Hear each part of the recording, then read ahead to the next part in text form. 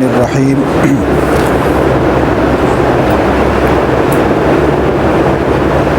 باب الجلوس علی المنبر عند التعظیم و باب التعظیم عند الخطبہ۔ حضرت امام بخاری رحمۃ اللہ تعالی علیہ نے باب باندھا ہے منبر پر بیٹھنا اذان کے وقت، اور اسی کے ساتھ دوسرا باب باندھا ہے التعظیم عند الخطبہ، کہ خطبے کے وقت اذان دینا۔ پہلے باب کا مقصد یہ ہے کہ جمعہ والے دن منبر کے اوپر خطیب صاحب بیٹھیں اور پھر اذان دی جائے۔ اذان دیتے ہوئے جب جمعہ کی اذان دی جانے لگے تو اس وقت منبر پر خطیب کا بیٹھنا۔ اب ظاہر ہے منبر پر جب خطیب بیٹھے گا تو اس کا اشارہ یہ ہوتا ہے کہ اب خطبہ شروع ہونے والا ہے اور خطبہ دیا جائے گا، لہٰذا اذان پہلے دی جائے یا خطیب منبر پر پہلے بیٹھے۔ تو امام بخاری رحمۃ اللہ تعالی علیہ نے یہ دونوں باب قائم کیے۔ ان دونوں کا مطلب یہ ہے کہ اذان دینے سے پہلے خطیب منبر پر بیٹھے اور اس کے بعد اذان دی جائے، اذان دینے کے بعد پھر خطبہ شروع کیا جائے۔ یہ اصل طریقہ ہے۔ حدیث نقل کی حضرت صائب ابن یزید رضی اللہ تعالیٰ عنہ نے خبر دی ان تعظیم الثانی یوم الجمعۃ امر به عثمان حین کثر اہل المسجد۔ جب مسجد میں آنے والے لوگوں کی کثرت ہو گئی تو حضرت عثمان غنی رضی اللہ تعالیٰ عنہ نے دوسری اذان کا حکم دیا جو ترتیب کے لحاظ سے پہلی اذان ہے۔ وکان التعظیم یوم الجمعۃ حین یجلس الامام، اور پہلے جو اذان دی جاتی تھی وہ اس وقت دی جاتی تھی جب امام منبر پر بیٹھ چکا ہوتا تھا۔ دوسرا جو باب میں نے بیان کیا باب التعظیم عند الخطبہ، اس کے ضمن میں حدیث نقل کی، زہری نقل کرتے ہیں کہ میں نے صائب ابن یزید سے سنا، وہ کہتے ہیں ان الاذان یوم الجمعۃ کان اولہ حین یجلس الامام یوم الجمعۃ علی المنبر فی عہد رسول اللہ صلی اللہ علیہ وسلم و ابی بکر و عمر، کہ رسول اللہ صلی اللہ علیہ وسلم کے زمانے میں، ابو بکر صدیق کے زمانے میں، عمر فاروق کے زمانے میں جمعہ والے دن جب امام منبر پر بیٹھ جاتا اس وقت پہلی اذان دی جاتی۔ فلما کان فی خلافت عثمان، جب حضرت عثمان غنی رضی اللہ تعالیٰ عنہ کا دور خلافت آیا، وکثروا، لوگ زیادہ ہو گئے، امر عثمان یوم الجمعۃ بالاذان الثالث، تو حضرت عثمان غنی نے فرمایا کہ ایک اور اذان دو جو اس اذان سے بھی پہلے ہو، اور وہ اذان بازار میں دی جائے۔ فأذن به علی الزوراء،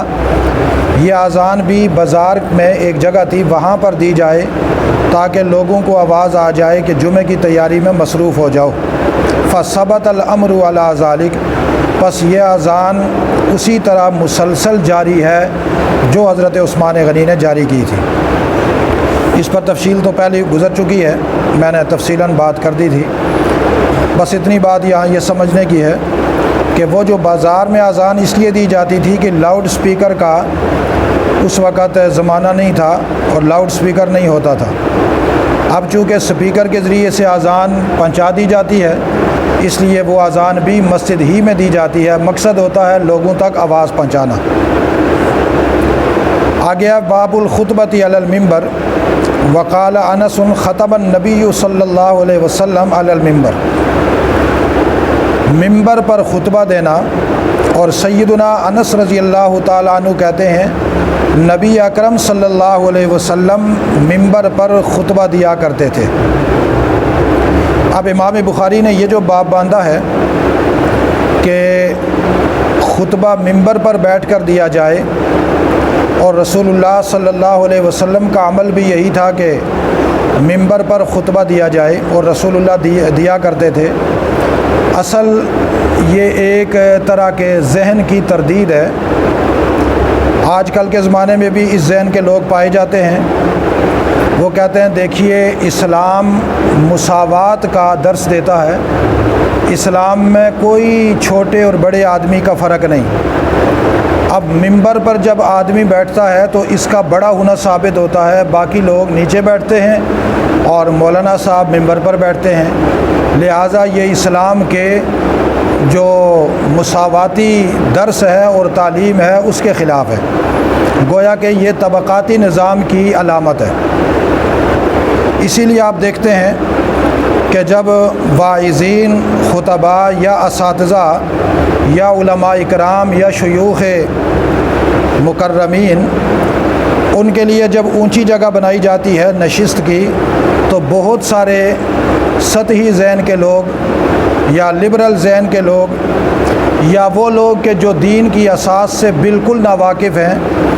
وہ اس چیز کو بڑا برا تصور کرتے ہیں کہ جی بیٹھنے میں تو سارے برابر ہی ہونے چاہیے، یہ کیا ہے کہ مولانا کے لیے تو نشست اونچی لگی ہوئی ہے اور باقی نیچے بیٹھے ہوئے ہیں۔ تو امام بخاری نے یہ باب قائم کر کے باقاعدہ تردید کی ہے اس طرح کے ذہن کی کہ یہ جو تمہارا ذہن ہے کہ ممبر پر بیٹھنے سے یا کرسی پر بیٹھنے سے یا اونچے کسی مقام پر بیٹھنے سے استحصال ہوتا ہے، یہ بات نہیں ہے۔ اصل بات یہ ہے کہ جو شخص ممبر پر بیٹھتا ہے اس کے ذات کو نہ دیکھا جائے بلکہ اس کام کو دیکھا جائے جو کام وہ کرنے لگا ہے۔ اور وہ کام کیا ہے؟ وہ کام یہ ہے کہ اللہ اور اللہ کے رسول صلی اللہ علیہ وسلم کے دین کی تعلیم دینی ہے، تدریس کرنی ہے۔ جب اللہ اور اللہ کے نبی کے دین کی تعلیم اور تدریس کرنی ہے تو اس کی عزت یہ ہے کہ اونچی جگہ پر بیٹھ کر وہ تعلیم اور تدریس کی جائے۔ نمبر 2، مدرس جب اونچی جگہ پر بیٹھے گا تو سب لوگ اس کے سامنے ہوں گے، ہر ایک آدمی پر اس کی نظر پڑے گی، اور جو سامعین ہیں وہ بھی اس کو اچھی طرح سے دیکھ رہے ہوں گے، اس کے الفاظ اچھی طرح سمجھیں گے، ان کو پتہ چلے گا کہ گفتگو کیا ہو رہی ہے، کیسے ہو رہی ہے، چہرے کا انداز کیا ہے، لب و لہجہ کیا ہے، الفاظ کس طرح نکالے جا رہے ہیں، تو یہ دین سمجھنے میں سہولت ہوتی ہے اور آسانی ہوتی ہے۔ اسی لیے آپ دیکھتے ہیں کہ جب بھی رسول اللہ صلی اللہ علیہ وسلم سے صحابہ اکرام دین نقل کرتے ہیں تو وہ حضور کا حلیہ بھی نقل کرتے ہیں کہ حضور یوں دیکھ رہے تھے، فلاں کی طرف دیکھ رہے تھے، آنکھوں میں سرخی تھی یا آنکھوں میں چمک تھی، چہرے پر جلال تھا یا پیار تھا، حضور کس حالت میں تھے، یہ ساری باتیں نقل کرتے ہیں۔ ایسے ہی جو لوگ توجہ سے دین سیکھتے ہیں جب وہ آگے بیان کرتے ہیں تو وہ کہتے ہیں جی ہم نے فلاں بزرگوں سے یہ جملہ سنا اور اس وقت ان کا لب و لہجہ یہ تھا، انداز یوں تھا، آنکھیں یوں تھی، سر پہ یہ باندھا ہوا تھا، گفتگو کا لہجہ نرم تھا یا سخت تھا، جلال میں تھے یا جمال میں تھے، وہ کیفیات بھی ساتھ ہی ساتھ بیان ہو رہی ہوتی ہیں۔ تو یہ اس کا خارجی فائدہ بھی ہے۔ دوسرا یہ ہے کہ جو چیز بیان ہونے لگی ہے اس چیز کی عزت اور آبرو یہ ہے کہ اس کے لیے اونچا سٹیج بنایا جائے، ممبر بنایا جائے اور اس پر بیٹھ کر بات کی جائے۔ اسی لیے امام بخاری رحمۃ اللہ تعالیٰ علیہ نے حدیث نقل کی ہے، ابو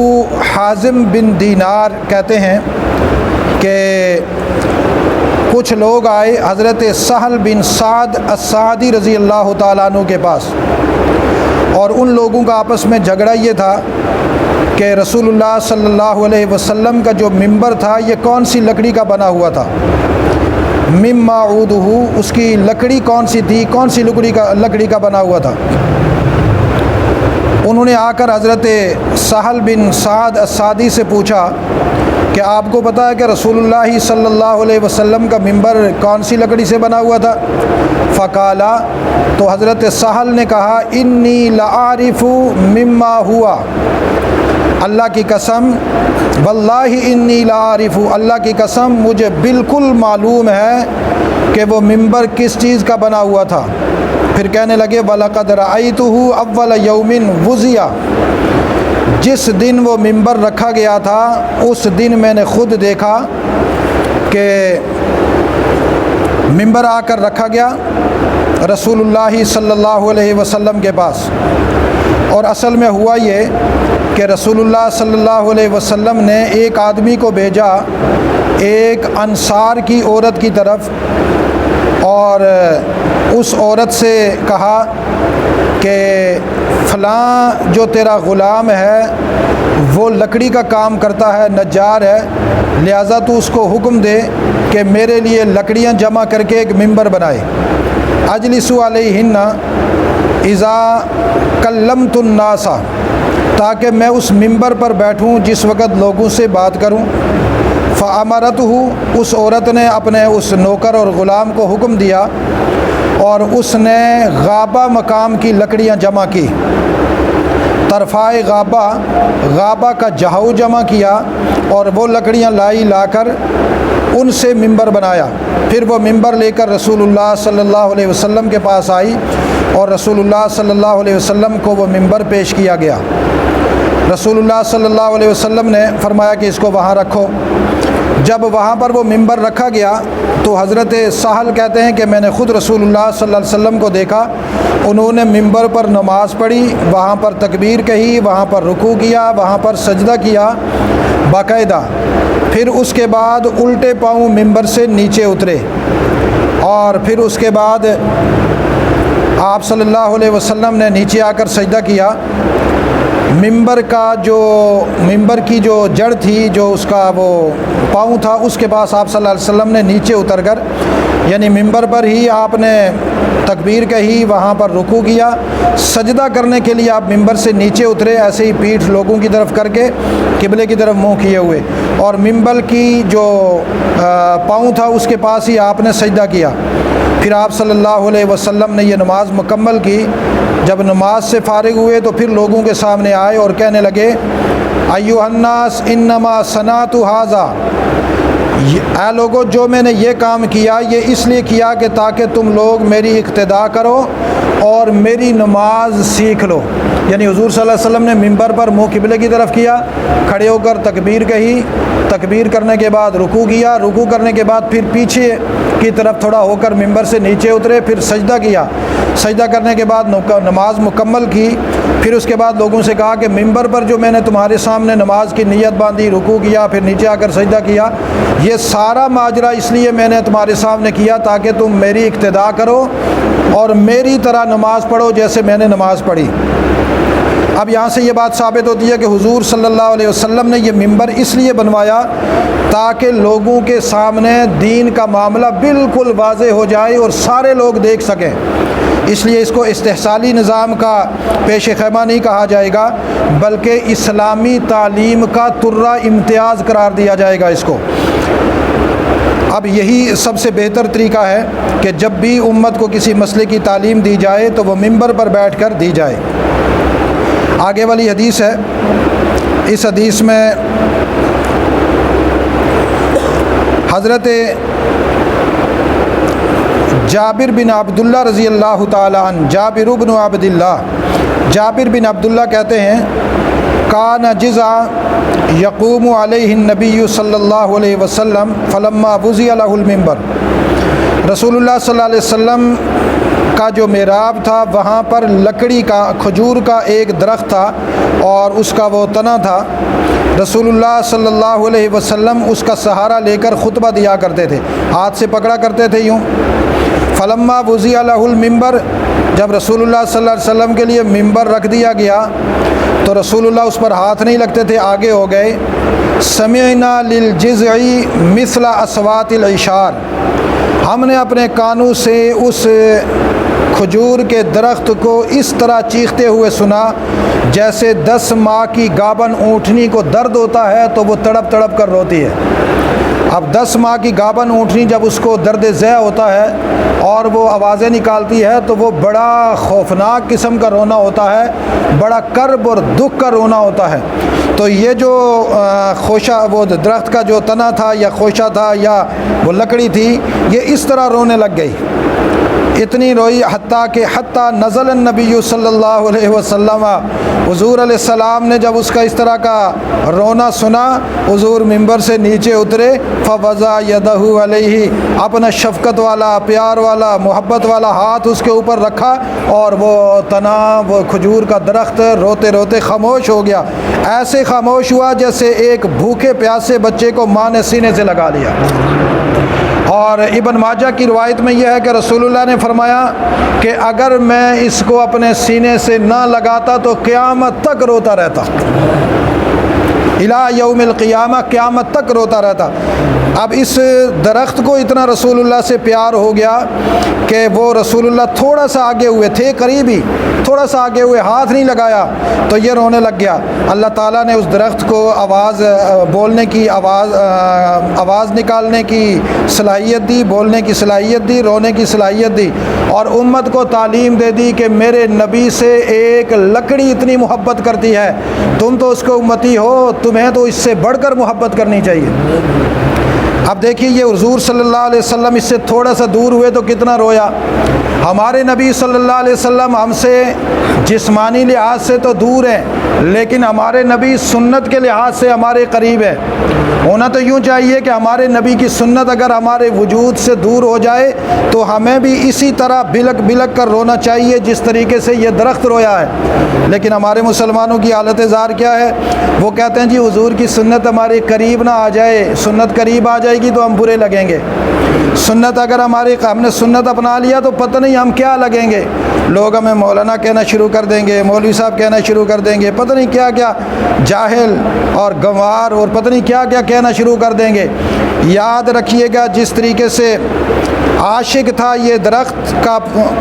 کا وجود، اسی طریقے سے امتی کے لیے سبق دیا گیا کہ حضور کا عاشق اسی طرح بنو اور حضور کی سنت کو اپنے وجود پر اسی طرح زندہ کرو۔ مزہ تب ہے کہ میرے وجود سے سنت نکلے اور میں تڑپ تڑپ کر رو جاؤں کہ میرے حضور مجھ سے دور ہو گئے۔ حضور کو اگر کوئی قریب کرنا چاہتا ہے تو وہ حضور کی سنت کو اپنے قریب اسی طرح کرے گا، دیوانہ بن کر۔ اور سچی بات میں آپ کو بتلاؤں، حضور نہ تو عقل مندوں کے ہیں، حضور نہ تعلیم یافتہ لوگوں کے ہیں، حضور نہ سرمایہ داروں کے ہیں، نہ مالداروں کے ہیں، اور نہ ہی حضور مسلمانوں کے ہیں، اور نہ ہی حضور کلمہ پڑھنے والوں کے ہیں، حضور ان کے نہیں ہیں، حضور صرف عاشقوں کے ہیں۔ یہ بات یاد رکھنا، حضور صرف عاشقوں کے ہیں جو حضور سے عشق کرے گا، حضور کی سنت سے عشق کرے گا، حضور کو اپنائے گا، حضور کو اپنے وجود میں جگہ دے گا، حضور اس کے ہیں۔ باقی لوگوں کے سوکھے دعوے ہیں حضور ہمارے ہیں، اگر حضور تمہارے ہوتے تو تمہارے وجود میں نظر آتے۔ پھر حضور علیہ السلام نے، دارمی کی روایت میں یہ ہے، حضور علیہ السلام نے اس درخت سے پوچھا اچھا بتلا، دو راستے ہیں تیرے لیے، ایک تو یہ ہے کہ میں تجھے اس جگہ پہ دوبارہ جا کر لگا دوں جہاں پر تو ہرا بھرا ہو جائے، اور اسی باغ میں لگا دوں تو چمکتا رہے، سرسبز و شاداب ہو جائے۔ دوسرا یہ ہے کہ میں تجھے جنت بھیج دوں، تو جنت چلا جا، کل میں محمد نے بھی جنت میں آنا ہے، تو جنت میں جانا پسند ہے یا اسی باغ میں جانا پسند ہے جہاں سے تجھے لایا گیا تھا؟ تو درخت کہنے لگا اللہ کے رسول اس باغ میں کیا مزہ جس باغ میں میں واپس جا کر سرسبز و شاداب ہو جاؤں۔ سرسبز و شاداب ہونا کمال نہیں، آپ کی محبت میں سوکھ جانا کمال ہے، آپ کی محبت میں مر جانا کمال ہے، آپ کی محبت میں غرق ہو جانا کمال ہے۔ اللہ کے رسول مجھے وہاں پہنچا دیجئے جہاں پر آپ راضی ہیں۔ حضور نے فرمایا پھر میرے صحابہ یہاں پر اسی جگہ پر ذرا قبر کھودو، میں اپنے اس محبوب کو درخت کو جنت بھیج دوں، آگے آگے یہ جائے گا، پیچھے میں محمد بھی جنت میں آؤں گا۔ تو اس لیے میرے عزیز دوستو یہ اصل چیز ہے، اللہ نے یہ جو معجزات ہمارے نبی کے ہمیں دکھلائے ہیں یہ اس لیے دکھلائے ہیں کہ ان معجزات سے ہمیں سبق ملے کہ رسول اللہ کے دیوانے بنو تو ایسے بنو اور اس طریقے سے بنو کہ تاکہ تمہارا جسم سوکھ جائے اور نبی کے لیے سوکھنا اور مرنا اپنی کامیابی کا ذریعہ سمجھو۔ پھر آپ صلی اللہ علیہ وسلم نے اس کو وہاں پر ہی دفن کر دیا۔ اللہ تعالی ہمیں حضور صلی اللہ علیہ وسلم کا عشق صادق نصیب فرمائے اور ہمیں حضور کی غلامی نصیب فرمائے۔ لقد يسرنا القرآن فهل من مدكر